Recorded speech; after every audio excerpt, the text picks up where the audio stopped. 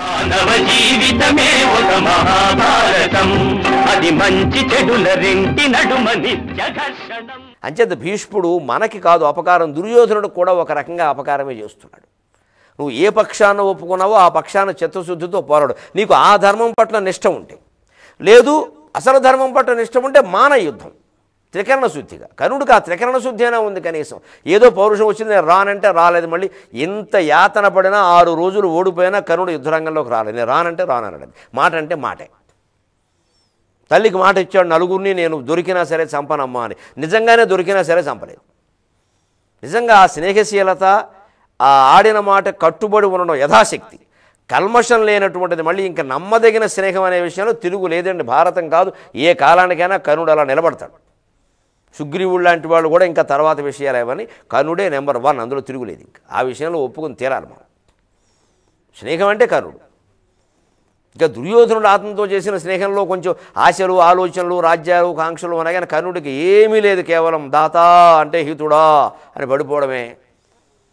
అలాగే ఉన్నాడు పాపం. చర్మం ఒలిచి చెప్పులు గుట్టు, నిజంగానే చర్మం ఒలిచాడుగా. కవచకుండాలు ఇవ్వడం అంటే చర్మం ఒలవడమేగా. అంటే స్నేహం అంటే కర్ణుడు చెప్పాక మరి కూడా చెప్పాలి మనం.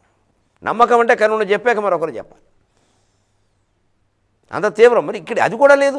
భీష్ముడి విషయంలో పెద్దవాడు అనుకుందామండి. నమ్మకమేనా? దుర్యోధనుడికి నమ్మకంగా జరగలేదు యుద్ధం. ఈ యుద్ధమైన 3వ రోజు చేసుంటే.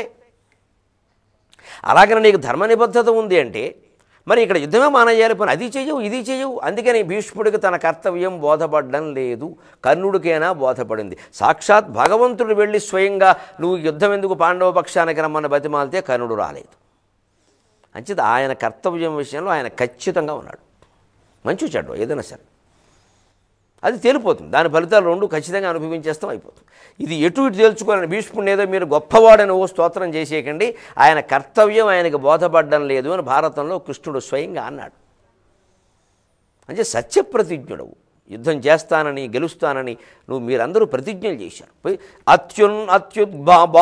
బాహువీర్యులు అనుజన్ములు, అత్యున్నత బాహువీర్యులు అనుజన్ములు, దౌర్గత్యము నీకేలగు అమాత్యుడనై నీకేలగును, అమాత్యుడనై ఏను రాజ్యమహిమయునర్తును.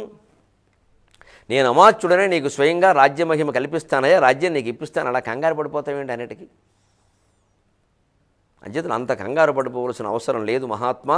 నేను చెప్పినట్టు విను, అన్నీ జరుగుతాయి. 9 రోజులకి మీరు కంగారు పడితే ఇంకా బోర్డు యుద్ధం ఉంది. ఇప్పటికి సగం కూడా అవ్వలేదు. అంటే బాబోయ్ ఇంకా 9 రోజుల నాకు తెలుసునయ్యా, ఇది అవ్వదయ్యా. ఇది ఎన్ని అక్షోహిణులు ఉన్నాయో అన్ని రోజులు అయితే కానీ అవ్వదయ్యా. మీరు కంగారు పడకండి. అలా ఒక్కరోజు వాళ్ళది పై చేయి కాగానే 9 రోజుల్లో మీరు లెక్కెట్టుకోండి. పూటలు కూడా లెక్కెడితే 6 రోజుల మంది పై చేయి అయిందా లేదా? ఎందుకంత కంగారు పడిపోవాలి? అందుకని ఏదో ఒకటి చేద్దాం, దానికి ఉపాయం ఆలోచించండి అనగానే అప్పుడు ఇంకా గత్యంతరం లేక అప్పుడు ధర్మరాజే ఆలోచన చేసి ఈయన ఎలాగూ వినేవాళ్ళే లేడని ఒక మాట అన్నాడు.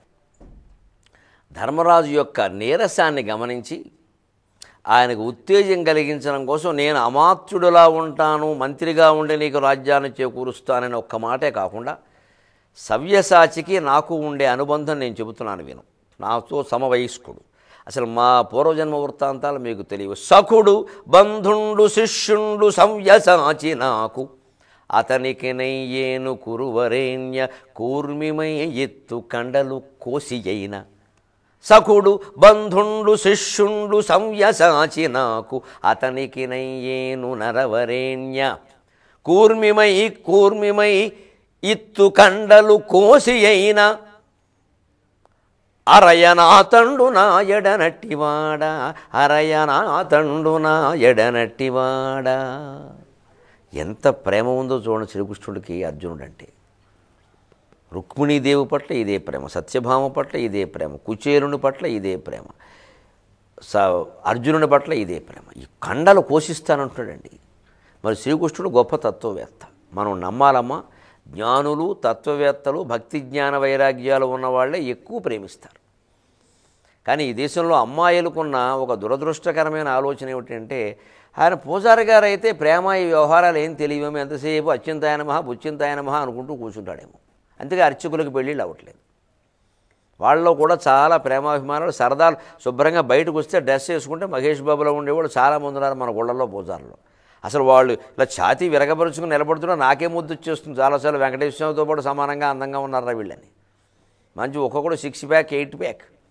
స్మార్తం వాళ్ళు చదివింది. స్మార్తం అంటే ఇంగ్లీష్లో స్మార్ట్ అని అర్థం. స్మార్ట్గా ఉంటారు స్మార్తం చదివిన వాళ్ళు. చేసుకోండి సుఖంగా. వాళ్ళు బాగా ప్రేమిస్తారు. భగవంతుడిని ప్రేమించేవాడే భార్యను కూడా ప్రేమిస్తాడు.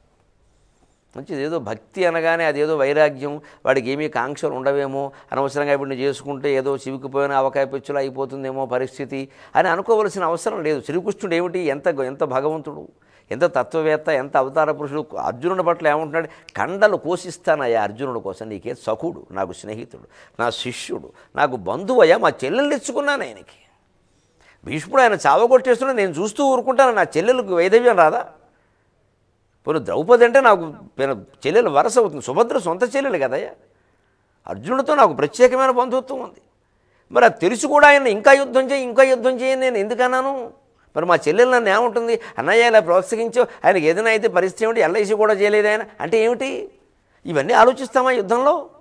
ఒప్పుకునే ముందు ఆలోచించాలి. అంటే నాకు తెలుసు, నేను చూసుకుంటాను కదా, అలా కంగారు పడిపోతారండి ప్రతిదానికి. నాకు బాధ్యత అప్పగించారు, నేను సలహాలు ఇస్తాను, నేను చేస్తానని చెప్పారు. మధ్యలో మీరు రోజుకోసారి ఇలాగా మొత్తం 104 డిగ్రీల నుంచి -4 డిగ్రీల్లోకి వెళ్ళిపోతే ఏం చేయాలి? ఉంటేనేమో 50 డిగ్రీలు ఉష్ణోగ్రత, లేకపోతేనేమో -5. ఇక మామూలుగా 27, 26 ఏసీ పరిస్థితి ఏముండదా మనకి? పరిస్థితులు అర్థం చేసుకోరా? అందుకని సఖుడు, బంధుడు, శిష్యుడు సవ్యేసాచి నాకు, అతనికి నయ్యాను, అతని కోసం నేను నిజంగా నరవరేణ్య ఒక్క మాట విని వేళ నీకు చెబుతున్నా, నీ వాక్కులు సాక్షిగా, నీ సత్యం సాక్షిగా. కూర్మిమై కోసి ఇత్తును, కూర్మిమై కండలునైన కోసి ఇత్తు, కూర్మిమై ఇత్తు కండలు కోసియేను. నా శరీరపు మేని కండలను కోసిమ్మంటే ఇచ్చేస్తానయ్యా. అరయన అతండు నాయడనట్టివాడా, అతను కూడా నా విషయంలో అటువంటి వాడే, నువ్వేమి సందేహించక్కర్లేదు. ఇంత స్నేహం, ఇంత మమకారం, ఇంత బంధం ఉంది మా మధ్యని. మంచి తత్వవేత్తలే ఎక్కువ ప్రేమిస్తారు. మీకు ఒక్క మాట ఈ సందర్భంలో చెప్పాలి. మెహర్ బాబా మహానుభావుడు, ఆయన అద్వైతి, ఆయన చెప్పిన మాట.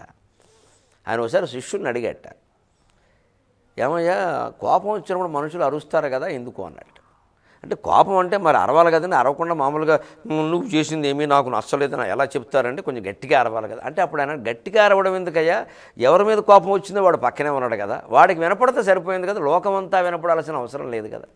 విచిత్రంగా ఉంటాయి ప్రశ్నలు. తాత్వికమైన లోతుల్లోకి వెడితే కానీ అర్థం కాలేదు. మామూలుగా మనం ఏమంటామంటే ఆ కోపం ఎందుకు, నిజమే ఇంత కోపమే నారాయణ ఒకసారి ఆలోచించు, నువ్వు వాడి కోసమే కదా. ఇప్పుడు మైకులో చెప్పే పని లేదు, అక్కడ మైకులు లేవు, ఊళ్ళో వాళ్ళు ఎవరు లేరు, ఊళ్ళో వినపడక్కల్లా. భార్యాభర్తల మధ్యలో కోపం వచ్చిందండి, ఇద్దరు సోఫాలోనే కూర్చోారండి, ఎందుకు అరుచుకోవడం ఎందుకు? ఇక్కడ ప్రశాంతంగా అలా కూర్చొని నువ్వు చేసిన పని ఏం బాగాలేదు, సంసారాన్ని నాశనం చేసేస్తున్నావు, ఇల్లు గొల్ల అయిపోయింది, ఇంత అలా మాట్లాడాల్సి ఎవడు మాట్లాడు. దీనికి కారణం శిష్యుని అడిగితే చెప్పలా, మెహర్ బాబా చెప్పాడు. హృదయంలోంచి వాళ్ళు దూరం అయిపోయారు. ఆ క్షణంలో దూరం అయిపోయారు కాబట్టి దూరంగా ఉన్నారన్న భావనతో మనం అరుస్తున్నాం అన్నాడు. దగ్గరగా ఉన్నప్పుడు మనం ఎందుకు అరవం అంటే దగ్గరగా హృదయానికి కూడా దగ్గరయ్యారు. అంటే దగ్గర అవ్వడం దూరం అనేది హృదయానికి సంబంధించిన విషయం తప్ప శరీరానికి సంబంధించింది కాదు. శారీరకంగా భార్యాభర్త ఇద్దరూ ఒకే సోఫాలో దగ్గరగా ఉన్నారు, కానీ ఎందుకు అరుచుకుంటున్నారంటే హృదయానికి దూరం అయ్యారు. అంటే మనం ఆత్మ పనిచేస్తున్నది హృదయంలోనే, మనం ఆత్మగతంగానే ఉన్నాం, ఆత్మ ఆజ్ఞనే మనం అనుసరిస్తున్నాం తెలియకుండా. యంత్రారూఢాన్ని మాయయా అంటే అదే తిప్పుతున్నానయ్యా మీకు తెలియదంటే ఇది. కాబట్టి మనం దూరంగా ఉన్నారనుకుని అరుస్తున్నాం మనం. అదే మీరు చూడండి, బాగా దగ్గరైన వాళ్ళు, హృదయానికి దగ్గరైన వాళ్ళు దూరంగా ఉన్నా కూడా వాళ్ళతో చాలా నెమ్మదిగా మాట్లాడతాం, మనం గట్టిగా మాట్లాడు. ఇంకోసారి అసలు ప్రేమ బాగా ఎక్కువ ఉన్న చోట మాటలు కూడా అక్కల్లా. ఎప్పుడో ఓసారి కలిసినప్పుడు అలా ప్రేమగా చూస్తాం, ఆ చూపు చాలు, ఇక వాళ్ళు మళ్ళీ ఒక నెల వాళ్ళు మర్చిపోలేరు. మనం అంతే. అసలు రోజు కలుసుకోవాల్సిన అవసరం లేదు, రోజు ఫోన్లో మాట్లాడుకోవాల్సిన అవసరం కూడా లేదు. ప్రేమ అంటే ఎప్పుడో కలిసినప్పుడు ఒక్కసారి చూసుకున్నా చాలు, ఆ హృదయంలో స్మరించడమే నిజమైన ప్రేమ. మేఘ సందేశం చదివితే అర్థమవుతుంది. అంటే బాగా దగ్గరైన వాళ్ళని మనం హృదయానికి దగ్గర చేసుకున్నామంటే ఖచ్చితంగా మన స్పందనలు వాళ్ళకే ఉంటాయి. మనం ఎప్పుడు తెలుసుకున్నా వాళ్ళకి ఎక్కడ పొలమారడమో ఏదో జరగడమో అది అనిపిస్తూనే ఉంటుంది ఖచ్చితంగా. అలాంటివి ఉన్నాయండి. మన పొలమారడంలో మన సంస్కృతిని అలాగే తీసుకుంటారు. అందుకని హృదయానికి దగ్గర చేసుకునే ప్రయత్నం చేయాలి. తత్వవేత్తలు ఎప్పుడూ హృదయానికి దగ్గర చేసుకునే ప్రయత్నం చేస్తారు. అటువంటి తత్వవేత్తలం అయ్యేటువంటి ప్రయత్నం చేద్దాం. అలా ఉంటే మనకి కోపాలు, తాపాలు, ఆవేశాలు అన్నీ అర్థమవుతాయి. సరే, ధర్మరాజుకి ఈయన ఏ విధంగా సర్ది చెప్పాడో, తిరిగి యుద్ధంలో ప్రవేశించే విధంగా ఏం చేశాడో మనం 23:30 గంటల్లో తెలుసుకుందాం. అంతవరకు సెలవు. ఈ కార్యక్రమాన్ని మీకు సమర్పిస్తున్న వారు వైష్ణవి క్యాటరర్స్. మీ అభిప్రాయాలను సూచనలను మాకు తెలియజేయాల్సిన చిరునామా భక్తి TV, care of Rachana television private limited, road number 92, Jubilee hills, Hyderabad 5,96,000. మా ఇమెయిల్ ఐడి bhaktihyd@gmail.com. మా వెబ్సైట్ www.bhaktitv.org. Phone number 9010222333.